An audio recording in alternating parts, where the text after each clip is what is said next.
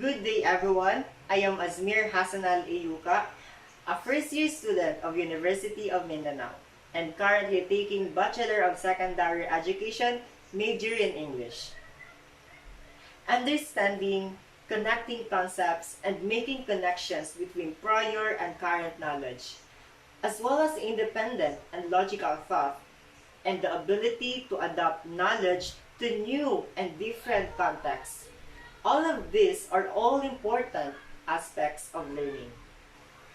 We all know that students are the future of tomorrow. Students would be the future's artists, thinkers, scientists, innovators, or they could be the leaders of tomorrow. That is why they have to tackle today's challenges while simultaneously dreaming and building a new future. And competencies are essential for providing students with the knowledge, skills, and attitudes they will need to succeed in their studying, in their living, and also in their working journeys.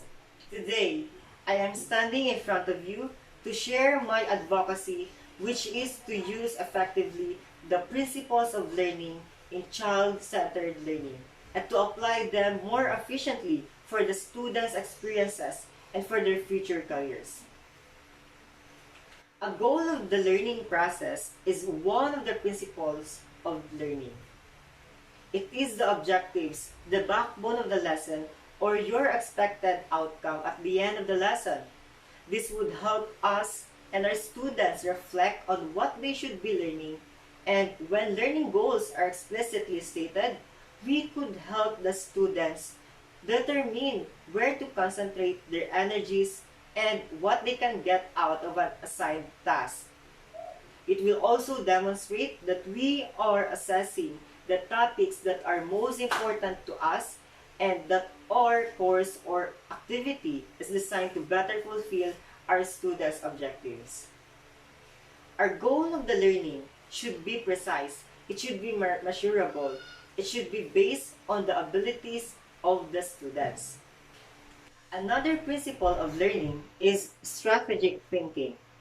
In its most basic form, it is the ability to prepare for the future. It is the ability to formulate plans and generate ideas that can adapt to evolving circumstances while still taking into account the different problems and obstacles. The next one is context of learning. It is another opportunity to think at all of the variables that influence a person's product experiences or the learner's product experiences in order to create ones that will work well in their lives. This incorporates the specific audience's physical, cultural, social, and technological work environment, as well as their internal environment, which are the mental and their emotional state. Individual differences in learning is one of the principles of learning. These are the physical features, intelligence, vision, gender, skill, or it could be the learning styles of the students. These are the individual differences of the learners that important for teachers to understand.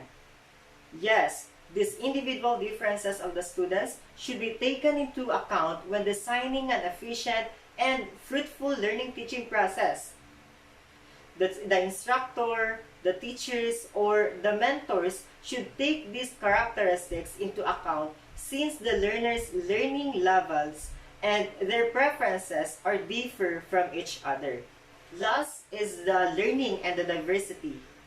Students learn something more critical in a learning culture that encourages diversity in the classroom, how to live and function in a community where each person is special. Yes, diversity fosters critical thinking, compassion, and inspires students to think outside the box. Now, you are not doing your job if you neglect the problem of diversity in a classroom and you just choose not to encourage diversity in your school. Everything I mentioned is salient and it must be put in effort and quality delivery of teaching and learning process by both teachers and learners. To end this speech, I would like to raise the individual differences and their abilities to be taken into account because we are all human that deserves to experience the best learning environment. That's all, and thank you so much.